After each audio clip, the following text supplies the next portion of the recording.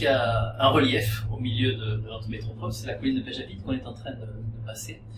Et Toulouse a un système qui a été très construit en étoile. C'est-à-dire que le système de transport toulousain, c'est la banlieue qui converge vers l'hypercentre.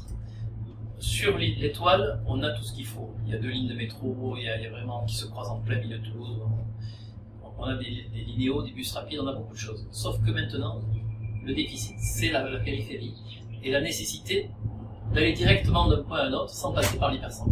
Donc et c'est ça qui explique notre réflexion, c'est de créer les moyens, de créer ces grandes transversales. Le téléphérique Téléo, c'est le support indispensable de la ceinture sud des transports toulousains. Alors à Brest, ils ont fait un choix qui était innovant, mais qui n'était pas connu, le bicable. Nous, on n'a pas voulu jouer à l'expérimentateur, et on a bien fait. On est parti sur un système très très ancien, le tricable. Dans les stations pyrénéennes, on a beaucoup d'endroits salariés en particulier, on a ce tricable, et ça marche depuis 60 ans. L'avantage du tricable aussi, c'était la stabilité au vent. On a du vent d'autant à Toulouse, donc là, jusqu'à 108 km/h, on peut rester en fonctionnement. 108 km/h, on a fait une étude sur 20 ans de météo à Toulouse. Ça veut dire qu'on va bloquer 2 jours et seulement quelques heures sur les 2 jours en cours. On a 2 semaines de maintenance. Ce sont les 2 premières semaines d'août qui seront consacrées à la maintenance. Alors, tout s'est fait avec les pompiers. Théoriquement, il n'y a aucun problème sur ce dispositif. Il n'y a aucun problème, c'est-à-dire qu'on a un système qui permet de ramener la cabine à quai.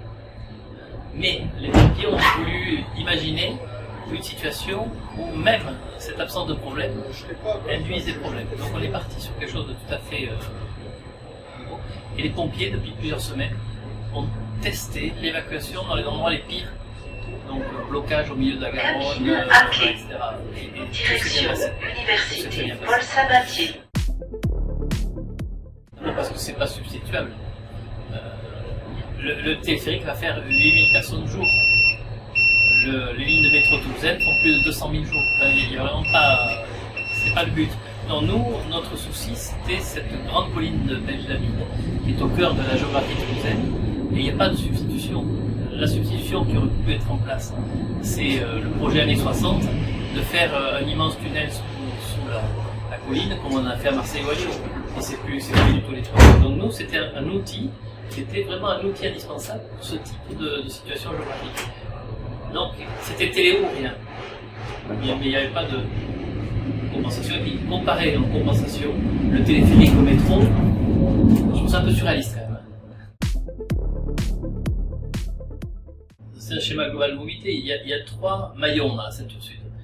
Téléo, c'est le maillon central. Mais on a notre bus Linéo 7 qui va aller de Paul Sabatier jusqu'à Saint-Thomas, le bus 25 qui est en place Oncopole Colombier. Donc on a inséré dans notre réseau ce dispositif.